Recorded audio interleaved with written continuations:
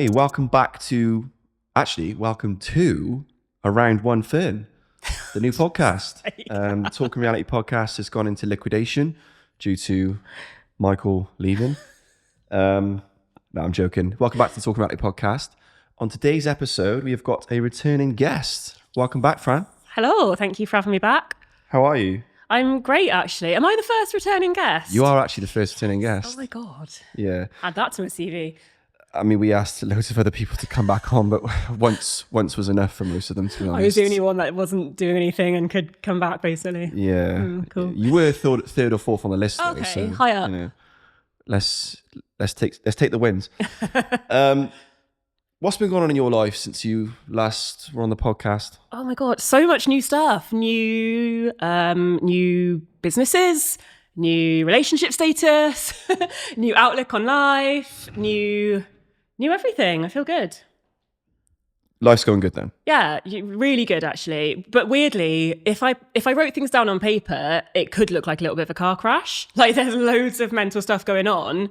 But I think with the way I've learned to deal with things, I'm really happy. So everything's great for me, even though if I actually look at it, I'm like, oh God, that's stressful, that's hard. But I feel good. And you have made it onto Around One Fern. So. I have. So is that what we're calling it? No, I feel like that could cause issues, copyright and that sort of thing. But no, actually, so we're in a nice little studio which you've arranged for us, which I really appreciate. And we were setting it up, and I saw the fern, and I thought it'd add to the aesthetics. So let me know in the comments if it looks shit. You've done a great job, I think. Thank you, I appreciate that. Yeah.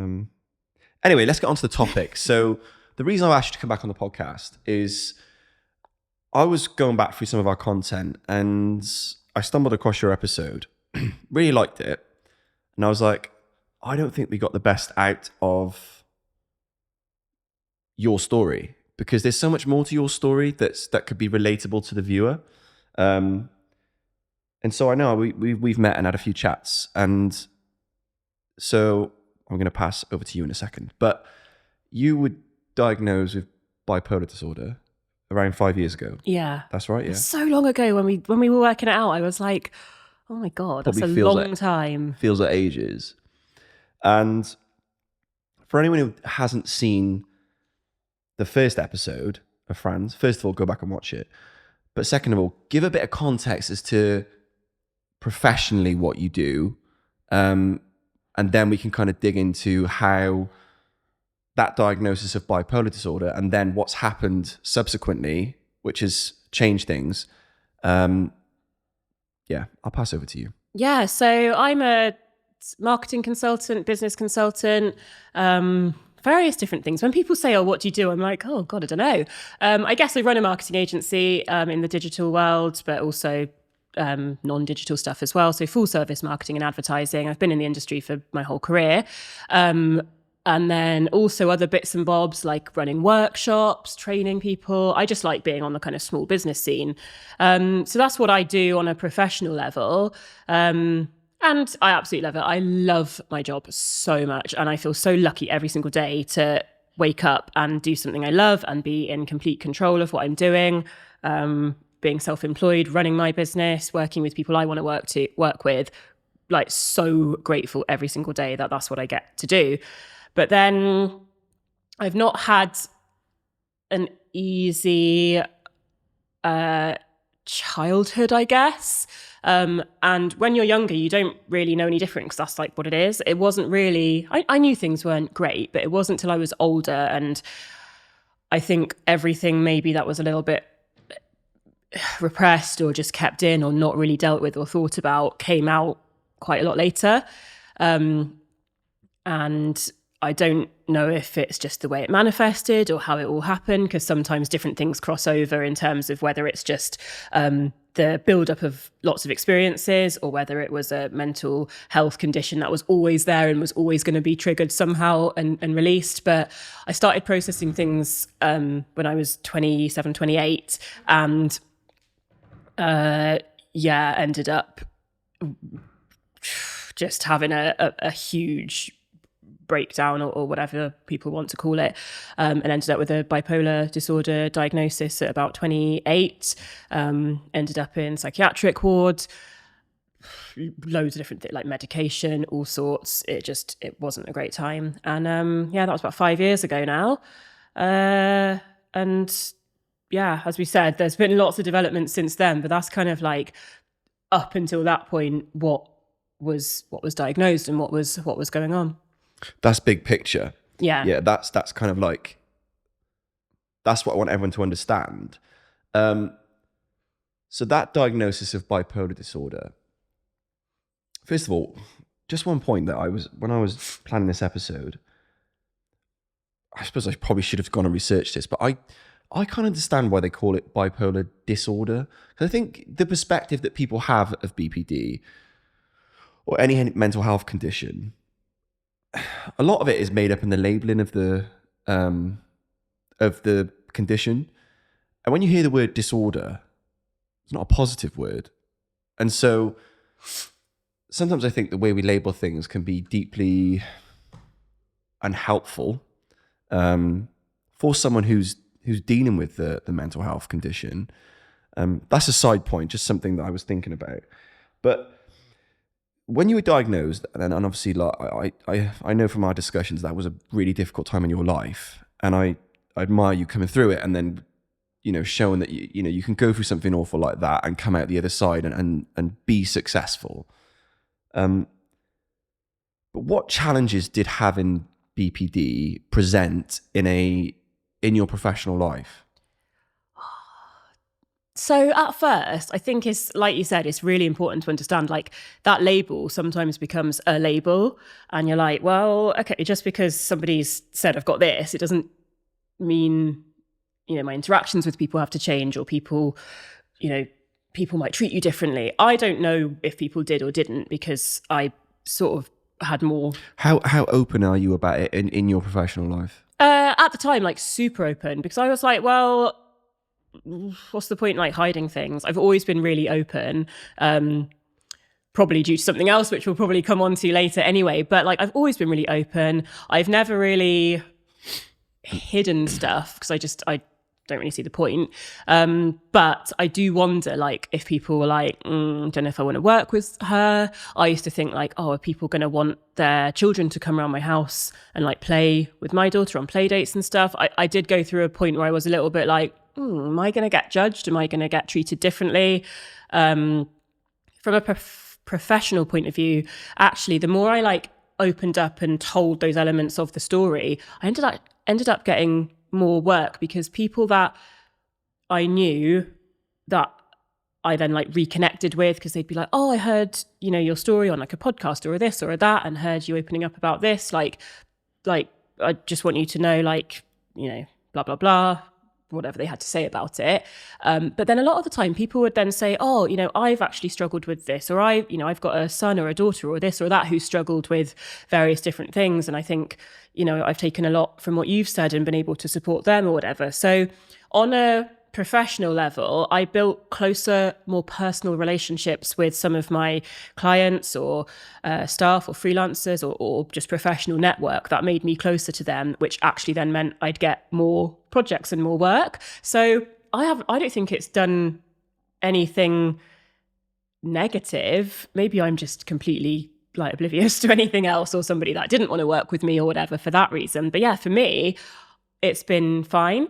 And also I've learned to, or at the time, I learned to kind of work with ups and downs and work with how I was to produce better results. So if I was in a way more creative episode or feeling more that way, then I'd channel all my energy into those kind of tasks and projects. It forced me to be able to outsource more, which is essential for growing a business, because I was like, I physically cannot do these tasks at the moment. I'm going to have to outsource them. So I see it as a really positive thing, or at least I turned it into something positive at the time, because I've always been very much like, it's sink or swim in the world. Like, you get dealt the cards you're dealt with, and you can either sit and cry about them and say, oh, life's so unfair because I had this, that, and that going on and that person didn't. Well, do you know what? Some of us are born into royalty and some of us are born into poverty. Not saying I was born into poverty at all, but you've got the two different sides, and you make of your life what you can. And unfortunately, not everybody's going to have life isn't fair. Not everyone's going to have the same chances. You've just got to make whatever you can with the life you have. So when I've had negative things going on, I'm just like, well, it's not great, but what can I do? Make the best of it. It's a very good answer. One thing that stuck with me in that answer, though, was the thought you had of worrying about whether or not people would want to come over and have play dates with you and Luna. And I think it just makes me a little bit sad that you go for it. But equally, that's ultimately why I wanted to have this conversation with you, not because of that specifically, but it's things like that. There's other people in the world that would have very similar thoughts, and I think certainly the way I live my life, and I think from what I'm hearing, the way you live your life, is that I just think there's far more room in the world for be authentic, be real. And I think that's why you're so successful as an entrepreneur, because it gives you the opportunity to be real. Whereas when you're an employee, you have to fit around whatever the company you're working for's culture is, whoever your boss, whoever you're working for, right? But you having the opportunity to be you, is ultimately, I think, why you've been successful. And we'll get into more of your success, like further into the conversation. Sorry, every time you say, or anytime anyone says the word success, I can't own that yet, because I guess that's a whole nother topic in terms of what success means for different people. But like, I feel so like unsuccessful. So when people say it, I'm like, oh God, I can't. But even feel that yet. But even the fact you're sat here confident enough to come on camera and talk about it, right? I view that as a success. True. Do you know what I mean? And there's people in the world who would might sit and listen to this, right? Who might not be at that stage yet, but they may have just got a diagnosis, right? And they might feel like their world is like a bit dark, and they don't know how to what do I do next? What step do I take? And then they hear someone like your story and be like, actually, this isn't like a death sentence. It's not the end of the world. Like this can be something really positive for me. Yeah, true. If I explore it in a different way. And so I think you're right. Success isn't finite, is it? I think you'll have different levels of success in life. And I think one of the biggest parts of success is failure. Yeah. And throughout your journey, I imagine you've experienced a lot of that, like we all do. Yeah, that's true. I want to quickly jump onto the study that I found that was ultimately one of the reasons I wanted to have this conversation as well. I don't want to dig too much into the actual study because I don't want to bore people. But the study was basically looking at the personality traits of entrepreneurs and those with bipolar and how they often overlap. And it was so interesting, to me anyway, because what this study found was that many of the characteristics that make someone a good entrepreneur are characteristics of people with bipolar. And one of the most significant ones was perseverance. Do you feel like that's something you have in abundance? I guess so, looking back, because I've had to.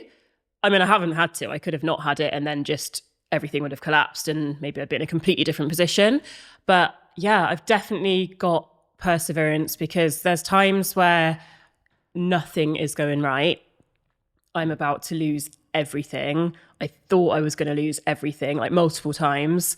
And yeah, I haven't. And I've always thought, those like Instagram quotes and stuff, I'm always like, do you know what? Looking back, nothing's ever as bad as it seems at the time. But sometimes things are as bad as it seems at the time. Like when you are literally against your will, pretty much, in a psychiatric unit, or you're worried you're literally going to have your children taken off you, or you haven't got any money to pay your mortgage and you're worried your house is going to get taken off you, or various other things, or other things where your health is so bad you don't even know if you're going to make it.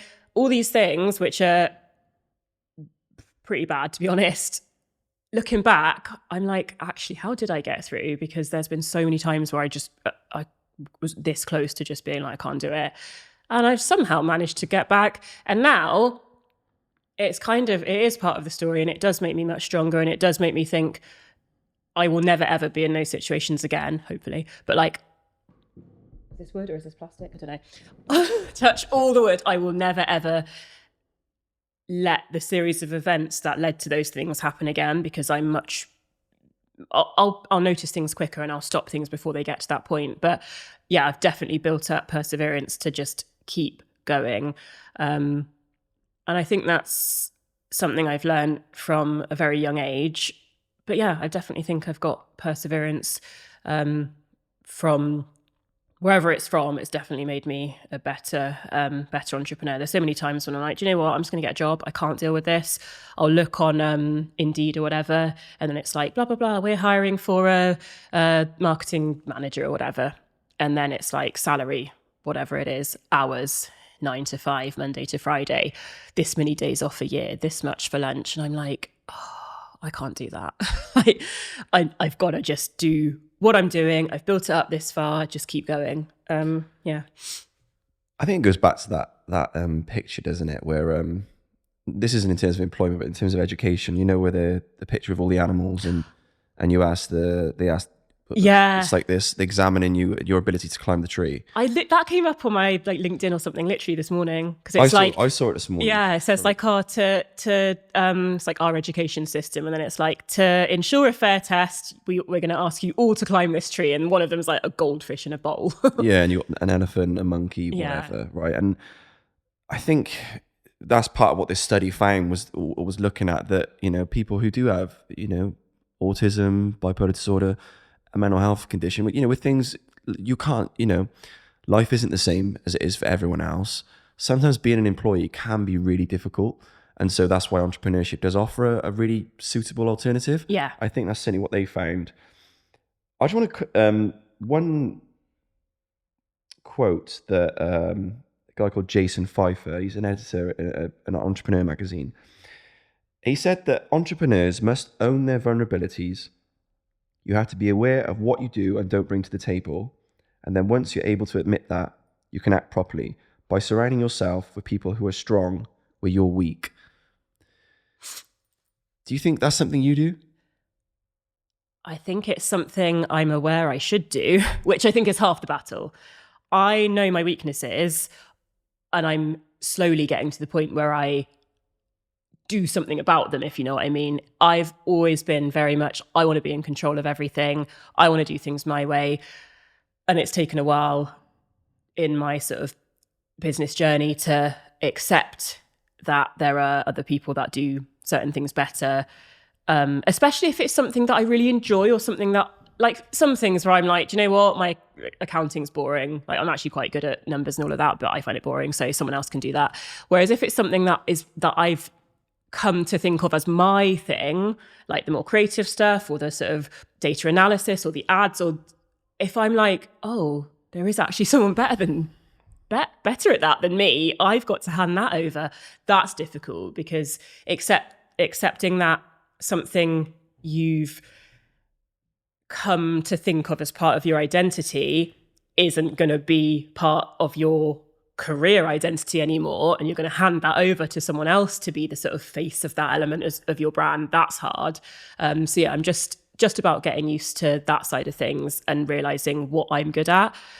I know I'm good at networking, building relationships with people, ironically, as we'll come to discuss in a minute.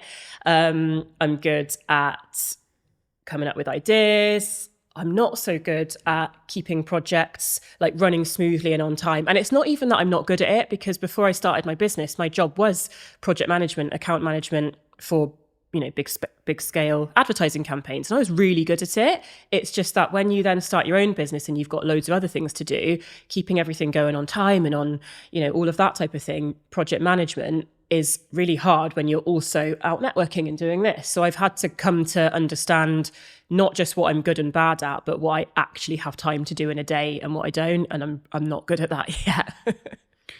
I think that's fair assessment. I think for me, like let's go back to Jason's quote, I think one of the things that people often view vulnerability as a weakness, and I view it completely the other way around.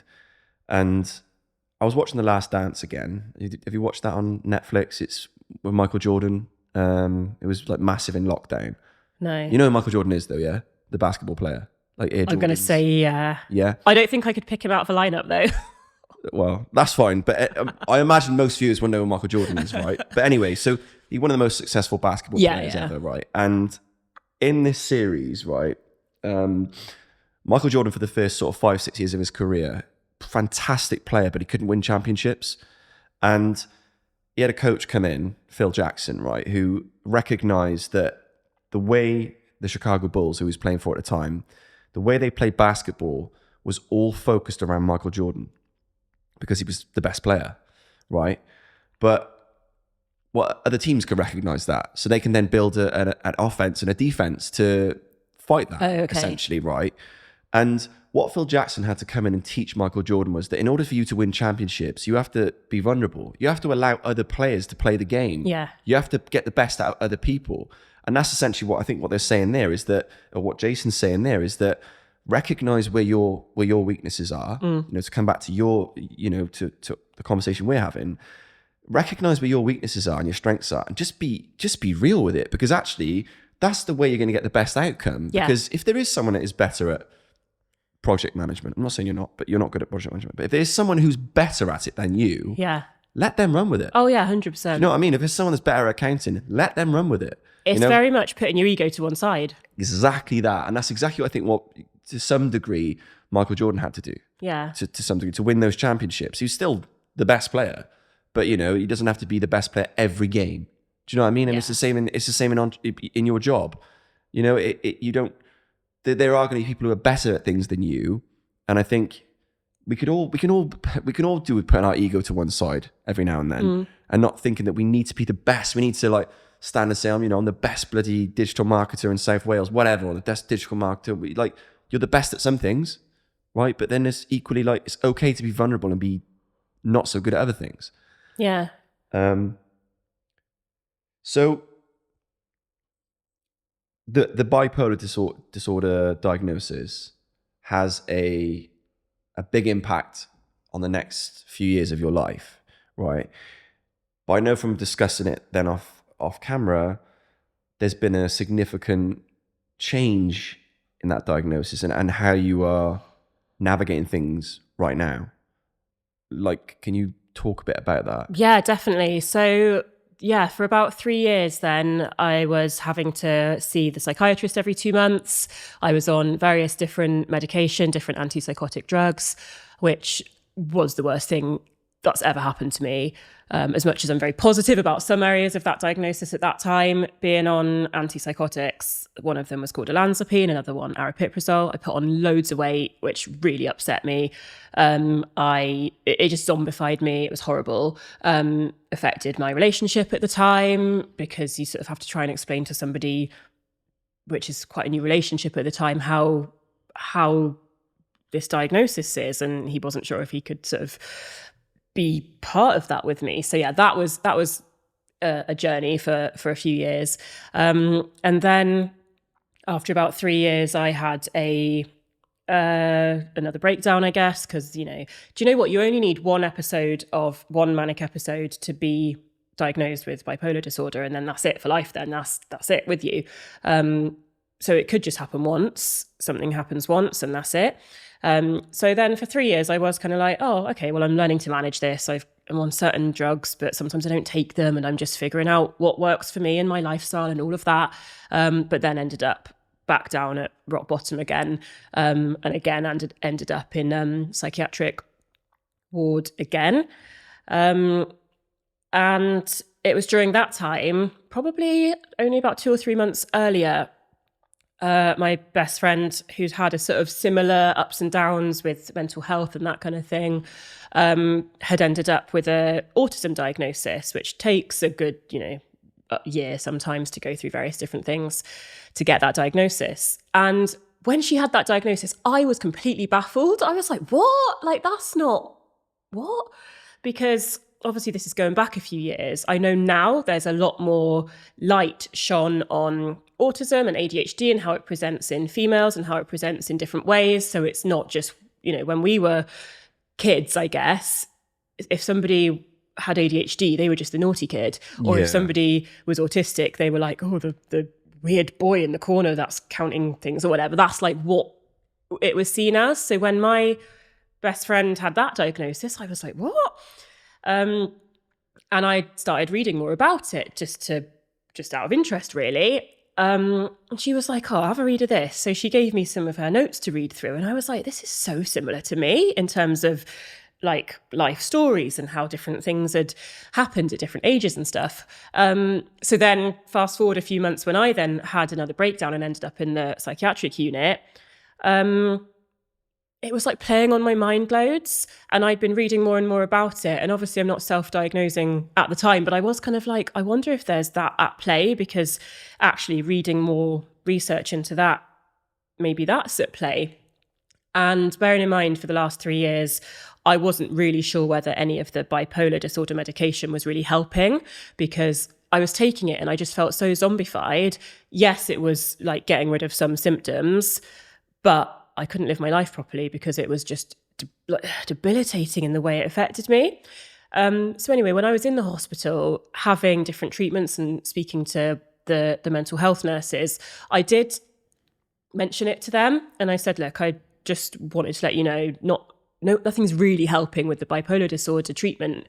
Like, I'm managing my own lifestyle, but I don't actually think the medication's working. So if I'm being given something, prescribed something to help this disorder and it's not doing it, maybe that's not the right treatment for what's going on. And then they were like, actually, interesting point. So we started looking down that route a lot more, and ended up after a long time leading to, they basically said, we're not entirely sure whether you do have bipolar disorder, but once it's there, it's sort of there. It's hard to undiagnose it, and also there's some benefits that come with having certain labels, I guess. But yeah, so I was like, okay, interesting. So yeah, ended up with a diagnosis of autism, which now doesn't shock me, because the more I read about it, the more I'm like, obviously. But at the time, or maybe like a month before, I would have been like, what? But now I'm like, oh my God, obviously.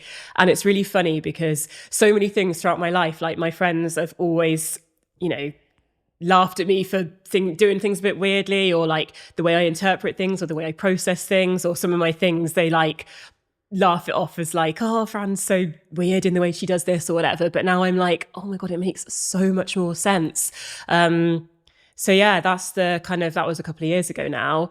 And it's not something I've really like said out loud too much, because it doesn't change things externally for me, but it changes things a lot internally on how I am.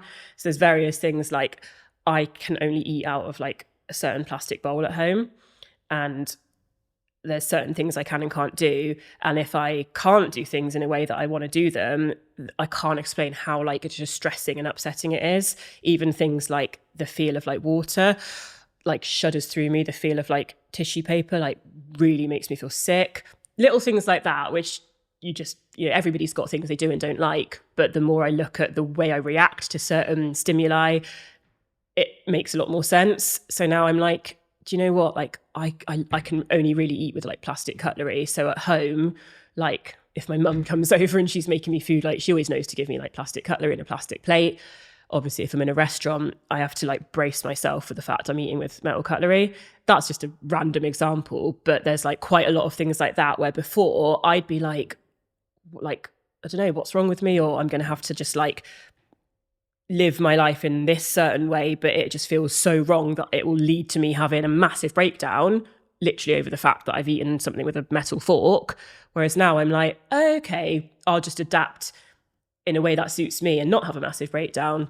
But it's really interesting because after I realized this, and after I did a lot more research into the connections and the overlapping symptoms between bipolar disorder and how autism can present in certain situations, especially in females, I realized there's so many people that have been misdiagnosed for years. Like I was misdiagnosed for about 3 years. And before that, like I started going to the doctor when I was about 20 for various different things that I just didn't feel right, and ended up on like depression medication and anxiety medication. And this is way back before like anyone even knew about mental health and mental health awareness. So I remember being tested for asthma because I was like, I'm really struggling to breathe and I'm feeling all weird. And they were like, maybe it's asthma. But actually, I was experiencing like anxiety symptoms. But actually, the true cause of it was more from a sort of autism perspective rather than just generalized anxiety disorder. So yeah, this is going back like 13 years ago. And now the more I look into the misdiagnosis between, it's easier for a doctor to go, oh, okay, you're having a big meltdown or something's really up or really down, bipolar disorder, slap, there you go. But actually, it's led to that because of being autistic. But yeah, and now, like I said, I'm really happy now because I can just live my life how I want to live it. And if it's a bit weird to other people, then I just don't really care. I think one of the big problems, though, as well with a misdiagnosis is what it does is it changes the way you view yourself. It changes the way other people view you, and therefore changes your life. And so that 3-year period where you were living with the misdiagnosis must have been really challenging. But when I was listening to you then, I was just thinking, we're so reliant upon doctors. And do you know what? Doctors are human beings. Yeah. They get things wrong. Yeah. You'd like to think, well, they do their best. But they're like any of us. They get things wrong. And there'll be people out there with who have a misdiagnosis right now. And I guess it's more the point of like, not that I'm sitting here trying to give everyone advice, but it's more like if you have got that, then you kind of sometimes you have to do what you've done and somewhat challenge it. Maybe it will come a life event will happen where you have to challenge it. Like you said, you ended up back in hospital, didn't you? Yeah. And that's when you explored that. One question I've got, which I think if I was the viewer and I was someone who had autism, bipolar disorder, you had a mental health condition which was causing difficulties in your life. How does it affect your ability to maintain professional relationships, but also personal relationships? How does it impact? Do you feel it significantly impacts that? Yeah, I think it does. On a professional level, there's a lot that everyone messes up in their career, in their business, in their job, whatever it is. And I think if you hold your hands up and go, okay, that wasn't my finest hour, it's much easier. There's been a lot of things that went wrong that I wasn't able to deal with properly. I remember times I was meant to be like delivering workshops with like a government contract, basically. And my head was just so not there to the point where I can't even remember it, because with certain things, like if you're experiencing like manic symptoms, psychosis, like you are so not present and not there. It's not just like, oh, I'm having a down day, I can't get out of bed. It's literally like, I don't even know I exist properly. I remember having like a phone call, like, where are you? You're meant to be, like, everyone's waiting for you to deliver this workshop. And I'd be like, it's almost like the only way I can describe it at that time is imagine you're like really, really drunk or something. And then like someone rings you, like you're meant to be here and you're so drunk, you don't really know what they're saying or what you're meant to be. Obviously I'm not drunk. I'm just having a bit of a time going on in my head. Needless to say, I don't do that job anymore. but like then, and various things like that would happen. But I've managed to then, over the years, build those relationships back up by getting a hold of my life again, sorting things out, explaining the situation, making sure I'm on top of things so that it won't happen again. And yeah, there might be people out there who are like, okay, well, you seem great now, but what if things go downhill again in 2 years, 5 years, 1 week? We don't know. But and that's fine. No, but at least they'd be aware of it. Yeah. And that's the point. If you get something like an autism diagnosis and you sort of keep it internal and you're not necessarily open about it, then it becomes more difficult for people to support you. And if you are working with people, but they're aware of that, then at least they can take that into account. Do you know what I'm saying? And so I think the difficulty is, it's almost like we have to, society has to change its perspective on some of these things, or at least as people, we have to change our perspectives on some of these things, because if you do approach it as something that is seen as a negative thing, I don't think it is, but I think a lot of people potentially, like I go back to that point of it, bipolar disorder being the word disorder, that's not a negative. It's sometimes in the label is the problem, and that the outcome of that is people's perspective of it. But I think in your case, do you think it's been somewhat of it? what strengths has it brought? I was going to say, has it been a superpower to some degree, but has it brought strengths? Yeah, it's made me think, do you know what? One thing it's made me realize, and I don't know if this is controversial saying this, especially from somebody who is, struggles with mental health, is, autistic, all of these things. Sometimes I do think, I work in the small business world, right? People have tight budgets, things have to get done. And whilst on one hand, we have to sort of understand that people have their difficulties, I actually don't think it's up to other people to make huge, well, there's a line basically. I don't think it's up to other people to make allowances for me, because they could just hire someone else who doesn't have the conditions and the needs that I have. So if I'm coming saying, oh, well, I've got this condition, so you need to be aware of this, that, and the other, so I might need this or I might need that, they're well within their rights to go, do you know what? We've got 5 people we can choose from. We'll just pick someone else because it's easier, because we're a smaller business. We've got tighter budgets. And that's something I've had to go, do you know what? Okay, fine. That people don't have to, they have to accept what I'm telling them, but they don't have to choose to work with me. So if I want to continue being successful and getting the things that I want to get, I unfortunately have to work twice as hard sometimes to be picked over somebody who doesn't have, conditions that need to be met. And like I said, that might be controversial, because I know there's a lot of movement around, in especially in like public sector or council, where there's maybe more budget to allow for different working conditions. I do work with some of those industries, but a lot of my work is small business, and they have to do what they can do with the small budget they have. So it's made me think, on a positive note, I can't just be like, well, this is what I need, how I need things. I've had to be like, well, this is what they need. How can I adapt myself for what other people need, and therefore work twice as hard to meet other people's briefs or expectations? And I think that's done a really good thing for me in how I approach things, because I've got to be more creative about what I'm doing.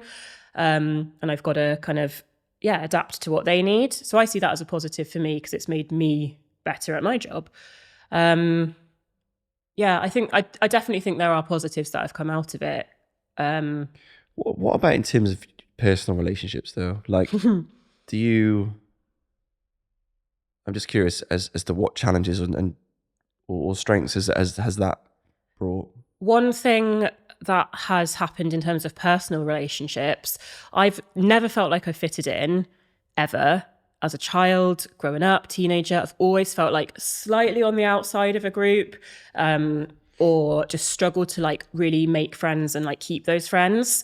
And I have got a really good, strong friends, but I seem to have like little like friends dotted, if you know what I mean, rather than just being part of one group. And I have been part of friendship groups as well before. But say, for example, as a child, if I'd go to like a club, like Brownies or something, I just didn't feel like I had any friends or could like talk to people.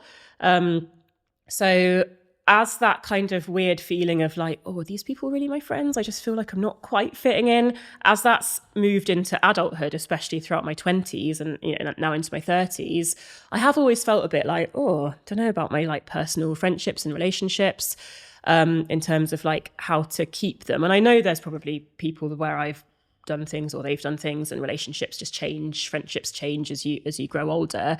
But some of my really close friendships have got stronger because of things or because of this on both sides. Like I've had things going on in terms of mental health and that they've supported me with, and the other way around. And then other friendships haven't survived because of things. But I again see that as a positive now, because I know the small group of people that I've got in my life are like really tight.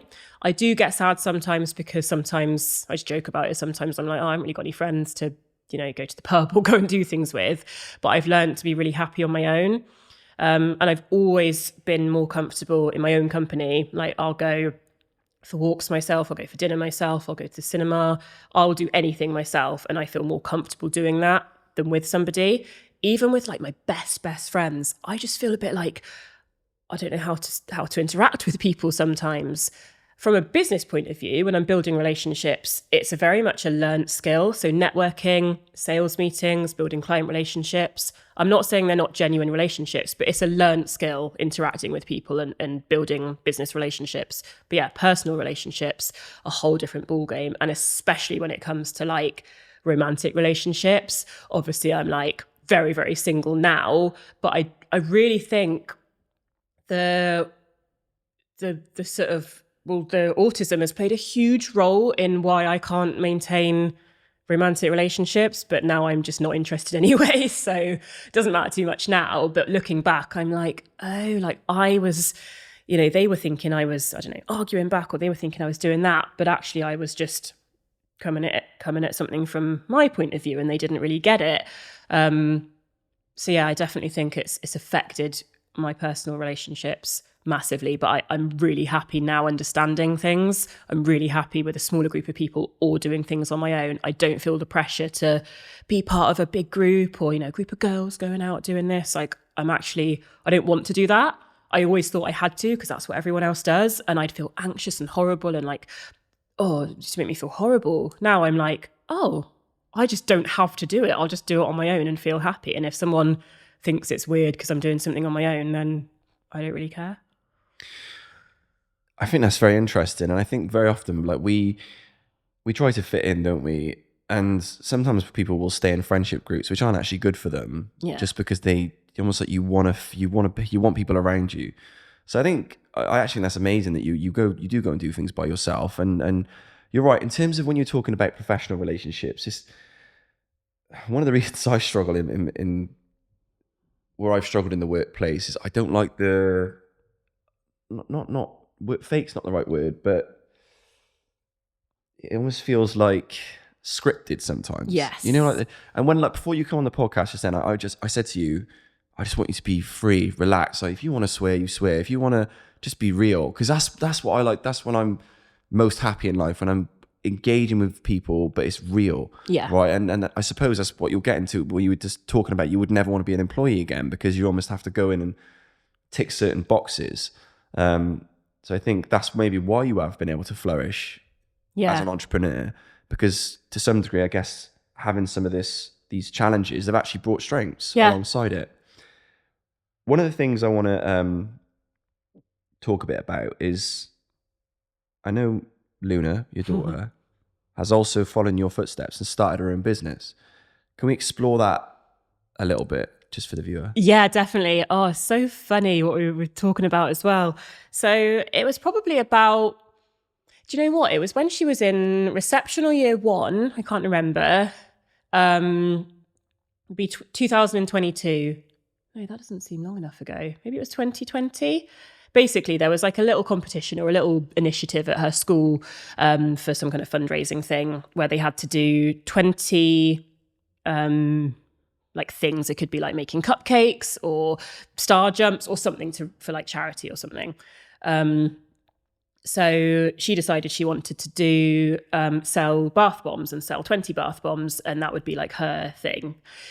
So we set up like a little shop, just a little Shopify store. It took me 5 minutes to make because it was on a template, and sold some bath bombs. And she absolutely loved it. We were doing it together. She was taking her pictures, editing them on Canva, she was 5 at the time, because I remember being like, it's so easy, a 5-year-old can do it. And she literally was doing it at 5 years old.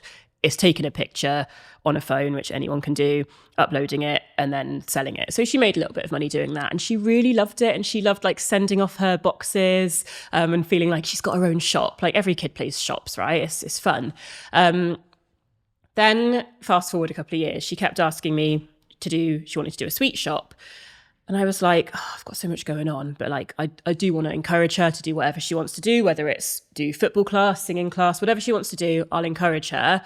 So she wanted to do the sweet shop, and she kept asking me for literally a year. And I was like, yeah, we will do it, darling. We will do it. But then she was thinking, oh, she might get bored. She might want to do something else next week. You know what kids are like. But where she kept going on about wanting to do the sweet shop, I was like, do you know what? We're going to do it. So I gave her a list of stuff to do. I said, it's hard work having your own business. You've got to come up with a logo. You've got to decide what products you're going to sell. You've got to do, this. Gave her a little list of things to do, and fair play, she went away and did it. Like, she knows how to use Canva because she's always playing around on it on my computer at home. So she went away, came up with her logo, came up with what she wanted to sell, and I was like, fair play, she's gone and done it. So then she said she's going to put some of her pocket money in. So she's got this like Go Henry card where if she does her chores every week, she gets her pocket money. She saved up quite a bit in there, actually. So she put some of her money in and I said, I'll put some in. And we went to the warehouse and picked all the sweets she was going to do. And I thought, I'm in marketing, I'm in content, I'll document this because why not? So I was documenting the journey of starting it up. And then it got like something mental, like however many hundreds of thousands of views on my TikTok. But it was on my personal TikTok. And I was like, this needs its own thing now. I think she's going to do this properly. So set up her TikTok, started like documenting selling the sweets, getting loads of orders in. And I was like, this is cute. And at the time, she was doing pretty much all of it herself, packing the sweets, putting the stickers on, using Royal Mail click and drop. So obviously I set the account up for her, showed her which buttons to press. 8-year-olds remember everything. So she's like, yeah, click, click, click, print, done, label, sticker, doing it all herself. I was like, fair play. And then the journalist got in touch from, I think it was an independent journalist actually, and said, we've seen the story on TikTok. Can we do a story on it? And it can, we'll pitch it to various different places. So I thought, yeah, this is amazing. This is going to do really well. I did think about it from a parent's point of view, safeguarding, all of that kind of stuff. Like I wasn't just naively stupid going into it. So I did have to weigh up whether I want her face and her name and all of that out there. But, she was happy to do it as well and do a little interview, happy to be involved. She's quite a kind of confident out there child anyway. So I thought, what harm is there? There is going to be some, but, weighing it up, we'll go ahead. So yeah, her story then ended up getting national coverage across various different online and print media. And that's where the hate started. Well, I mean, yeah, this is how I heard about it, to be honest. I saw it shared on Facebook. So it's like Luna's Magical Sweets, isn't it? Yeah. I saw it and I thought, what a cute little story. That's so nice. And I thought, how lovely is that your daughter's learned something from her mum, but also got her own passion for something. And she just, at the end of the day, she's selling sweets. Do you know what I mean? She's selling sweets and what she's done is amazing. But this is where I couldn't grasp the hate. I was like, oh my God, that there are some human beings on this planet that I just cannot, I cannot fathom how their brains work. So obviously I saw, it got shared. I think it was in the Sun, wasn't it? Yeah, and Wales Online and various different outlets. So I saw it and I saw people commenting things like, what were they saying? Like, I'd let her be a child. Tax avoidance scheme. Yeah, you were using it as a tax avoidance scheme. What else were they saying? What else? I had loads. People criticizing you as a mum, I saw, and so that was when I messaged you because I thought, oh my God, like, I mean, personally, I can't help but feel it comes from some place of. My knee-jerk reaction is it comes from some place of jealousy. I just don't believe that someone who's happy in life would go and write something so negative on social media. I don't think you would. And whatever level, I'm not saying they're necessarily jealous of Luna specifically or you specifically, but just jealous of something positive because their life might be negative. It doesn't really matter what the actual positive substance is. It could be anything because people who are in a negative space in life, sometimes they'll project that negativity onto something positive. It does not matter what it is. It could be any news article, but they'll want to project something negative. And I couldn't grasp how they could comment so passionately about you as a mum or about Luna as a child. Again, they've never met you. They don't know you. They've read an article and constructed a perspective and a strong perspective of something so small. And I think that's one of the big problems that social media creates is people are so reactive. They don't think things through. They're seeing this, must be tax avoid. It's like, what are you on about? They don't even read the article though, because some of the comments were clearly at like the headline, because it's like, well, if you read the article, then whatever your comment is wouldn't make sense. So people aren't even, and this is a big problem, as well, people aren't even reading the article. They're just commenting or sharing or whatever based on a headline, which, let's be honest, I've worked in the media industry for 12 years or whatever, like headlines are literally written by like copywriters or journalists or whatever to sell papers or to, encourage engagement. So I think one of the headlines that The Sun had gone with was like, I'm the UK's youngest entrepreneur. Those words did not come out of Luna's mouth. She's 7 at the time, actually. She's 8 now. She probably didn't know what an entrepreneur was. She hasn't said that, but then somebody's seen that and then gone, tap, tap, tap, tap, tap, type, type, type, and then got really aggressive about it. And it's like, how about reading the article before sharing or commenting your opinion? But this is also what I said, and I think I commented on it, and I was just like, the other thing is there's no logic behind that. No. There's no logic behind writing something like that, because even if you read the whole article, right, that still doesn't give you the whole picture. That's just one journalist's perspective of one interview with you and Luna. Yeah.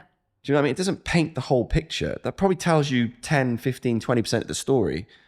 However, someone's constructing a 100% perspective about it. You're a bad mum, or Luna isn't able to be a child. They're constructing a narrative in their mind and then typing that down on their computer or typing it on their phone.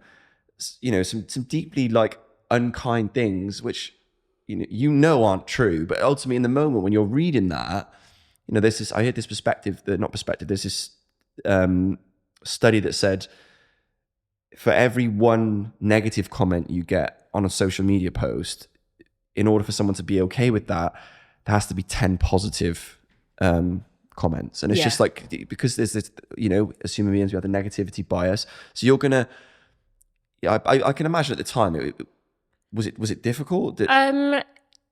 If this was a couple of years ago, then yeah, I'd have dealt with it differently. Now, I don't know whether I have gone through quite a lot in the last couple of years of just various other things that either means I've got like no emotion left about things, that means I don't care, or whether I'm just in a much healthier place where I'm like, well, that's not true, so I don't really care. But yeah, it didn't really affect me. There was like a little bit of like, wasn't expecting as much negativity. I thought it was quite a positive story. But yeah, it didn't affect me. People would like screenshot it and send me things like, oh my God, have you seen this? And I'd be like, yeah, but I just can't be bothered to read. There's like hundreds of comments. Like when I last looked, there was like 548. And if you sort of generally just have a quick scroll, you can see they're mostly negative. But yeah, so I was like, there's like 500 odd people out there who are thinking this about me that should really affect me, but it doesn't. But again, I go back to the point. I don't think they're actually thinking it about you, because you interpret. I think we interpret that as this something about. I actually think that it's something they think about themselves. Yeah, I think it's a projection of that own self-loathing. That own you don't, because like I have never in my life done anything like that, because I don't feel that level of like set of negativity. I like to view the world in a more positive and optimistic way. Whereas I think if you're more pessimistic, you're going to see something like that and focus on the negative. Oh, the woman must be doing tax evasion, or that girl's not. It's just. I go back to the point. They're constructing a narrative with not a lot of information. Yeah, completely. The biggest one actually was, she's sick. She's using her kid to make money, and I was like, okay, first of all, if you think this is me doing it and her just being like the face of it. No offense, Luna, but I'd have come up with a better name than Luna's Magical Sweets. Like, I work in branding and marketing. Like, it's cute for an 8-year-old, but I don't think it's the most like creative name out there. So there we go. There's number one. So Luna, on your next business, you need to work harder. I'm joking. Yeah. I'm joking. But yeah, so it's like, well, firstly, that's just not true anyway. So yeah, but the stuff they were saying, I just found it like funny in the end. Like, if I was going to run a tax evasion or tax avoidance scheme, like, again, I'd probably come up with something a little bit like cleverer than that. Like we were saying earlier, I can probably like get 12 grand or something extra out of it. If you were doing that, I mean, and which, people there's something, sophisticated about that, right? Would you go and sell it to the papers? And not sell it to the papers, but yeah. would you go and be like, oh, right, actually, yeah. Would I shout about it? I'm doing this tax evasion. I'm going to let people know about it, actually. Because, in order to evade something, it's like you want to hide it. Yeah, exactly. So in order to hide it, you're going to blast it all over the media. And then also, if I'm like using her to make money, like all the money that gets made gets put back in to make things better and better, because that's something I really wanted to teach her, that like the first time she made a bit of money, she was like, oh, wow, money. I was like, whoa. that's gone if you just spend it. If we use this to buy more sweets and better things and, blah, blah, blah, then you'll get more and more and more. And eventually, by the time you are 18 or whatever, you can buy a house or a car or whatever. So I've taught her to reinvest back into the company. So all this money that apparently I'm using her to make, I don't know where it is because it's in the company. So yeah, all the things were just laughable. And like you said, they're not a reflection of me at all. And something I'm really passionate about, which goes back to what we were saying earlier, is being able to offer the younger generations a different form of employment, a different path in life. So I was quite lucky. So I did excel pretty well at school, actually. I was really academic, like A's and A stars and everything. Found it really easy, which is a really common story with a lot of people similar to me. Easy peasy, flew through school. What's the problem? This is, why is everyone finding it hard? Easy. A-levels, uni, easy. Get a job, fine, actually. Even working in the job was kind of all right, but it wasn't till other challenges started coming in, I was like, oh my God, I can't do this. I need to figure out my own way in life. But there's going to be children who earlier on in their kind of education, maybe they hit their peak of coping earlier. So maybe they're much younger where they're thinking, oh my God, I'm not excelling in school, or I'm not able to pass the job interviews, or all these things. And actually there's another way. Like, I really am so passionate about entrepreneurial skills and that option being given to children and young people much earlier than it is currently introduced, because then we can all thrive. There's so much research about the effect that like freelancers or self-employment has on the economy. So it's not just a sort of selfish point of view. Well, I feel better because I'm self-employed. It will help the economy so much if there's people that are currently unable to work for various reasons. If they can get into self-employment and make some money that way and grow their own business or be a freelancer or whatever it is, like, everyone will benefit. So I do a lot of work with schools, colleges, even universities, saying to people, look, you can use the skills you've got to create your own thing as young as 7, 8. Obviously I do help Luna, but maybe if you're a teenager and you can do a few of the skills yourself without needing help from parents, you can start making money at 14, 15, selling things online. Maybe if you're good at drawing, you can be a graphic designer and learn design skills. There's so much like scope out there for people to make something for themselves. And it isn't for everybody. I say this to the children in the schools and colleges. It's not for everybody. Some of you will thrive in an employed job or a career that you want to go down, because some people love structure. So but you don't have to. If that's not for you, there are other ways, and I want to give that opportunity to Luna as early as possible, so that when she leaves school at 18 or whatever path she goes down, she can go, do you know what, I love geography, I'm going to go study geography and have a career in that, which I know absolutely nothing about. Or she can go, do you know what, I want to be an accountant like her dad. Or she can say, I want to set up my own business doing whatever, but she's got those skills available. And I just don't, like we said, I don't see how that's can be viewed as a negative, because all the skills that I learned as a child and as a teenager growing up, like I was a bit of like an internet kid, really. I was like doing all like coding and HTML and making websites and sitting on MSN and The Sims and Roller Coaster Tycoon, all of that kind of age group. That's what I was doing. And I've actually taken those skills and built a career in the digital world out of it. I just want to give the same opportunity to Luna. And I don't see it as a negative at all. I think it's wild that people have such strong opinions on it. I personally, everything you've just said, I think is is optimistic and is fresh and is what we need, and certainly what children need. You just to know there's options and to just to feel like I love that optimism. And I think I often go back, for some reason though, I go back to those people who post the negative stuff, and all I'd say is, if you are one of those people, because they listen to podcasts, challenge why you feel that way. Challenge why you write those things, and also if you write a comment and then a year or two later you go back to the post and you still think the exact same thing, I think there's a problem there. If you're fixed in your thought processes, that you don't challenge and change the way you view things, like we've discussed, there's more than there's more than one way to live life. There's more than one way to have a career. Do you know what I mean? Life is not, don't have tunnel vision thinking, or this post of a girl starting a sweet business. You're only looking at what could potentially be negative, whereas there's so much more, you could see it. And do you know what? If you're a parent yourself, think, well, maybe you don't have to make your kid start, not make your kid start a business, but maybe your kid doesn't want to start a business, but maybe there's something in Luna's story that you could put something positive into your child's life. Do you know what I'm saying? It's like, stop always focusing on the negatives in things. But it's so much easier for people to do that. It reminded me actually of about 5 years ago, actually. It was June 2019. Me and a colleague won a competition to... it was like a kind of Kafili hackathon, they called it, to come up with ideas to regenerate the local economy. And we won on the day, so we got a £500 prize. And then the council came up to us and said, actually, we really like your idea. We think it's got legs. I know this was just an ideas thing, but let's see if we can build something out of it. They said there's a pot of money at the moment with the Welsh government. Here's the link to apply. Obviously, you've got to fill in all these forms for funding and stuff. And we ended up winning, or we ended up getting a successful grant. So we had a 6-figure investment into a new business that we created. It wasn't, it was a grant basically. So it wasn't for equity. It wasn't needing paying back. We basically had 6-figure investment to start this project. And we did for 18 months. And then we sold it on for someone else to continue.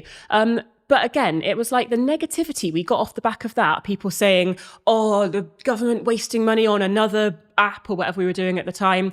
So we wrote back, it was on Twitter at the time, we wrote back saying the investment pot was actually open to anybody to apply. Why, if you've got something that you want to make a change in the world, why didn't you apply? Blocked. So it's just as you challenge someone's negativity, they don't like it, we got blocked.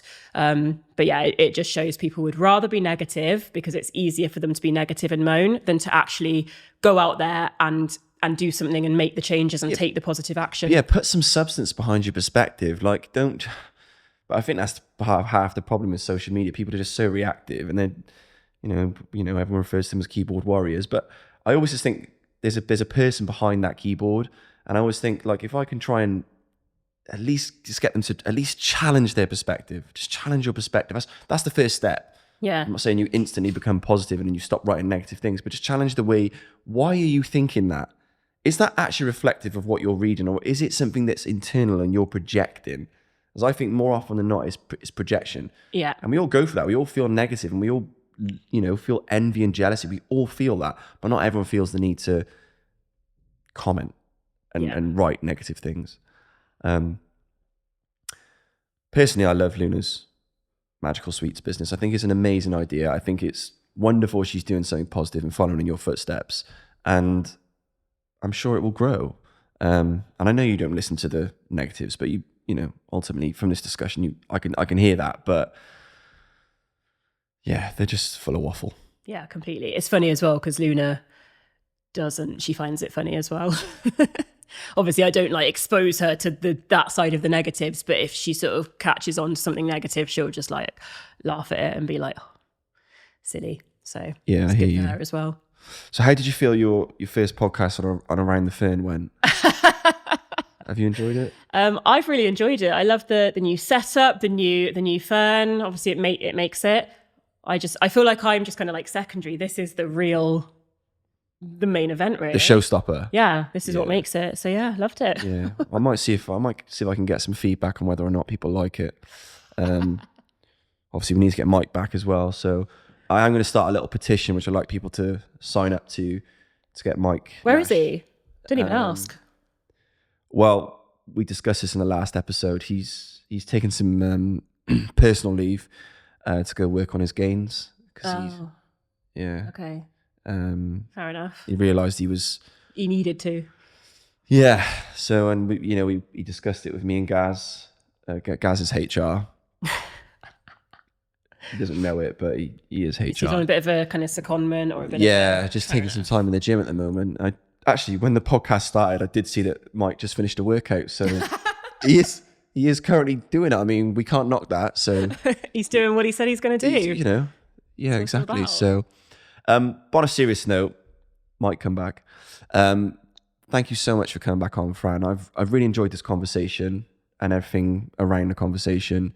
I think what you're doing is wonderful. I think what Luna's doing is wonderful. And I think you serve as an example to people that having a diagnosis like BPD or autism, you can use it to flourish in life. It doesn't have to be something that creates nothing but challenge. So thank you so much for coming back on. Well, thanks for inviting me back anytime. Careful with that. Thank you so much for watching and listening. If you give us a like, a follow, and a subscribe, I'd appreciate it immensely. And I'll see you on the next one. Thank you.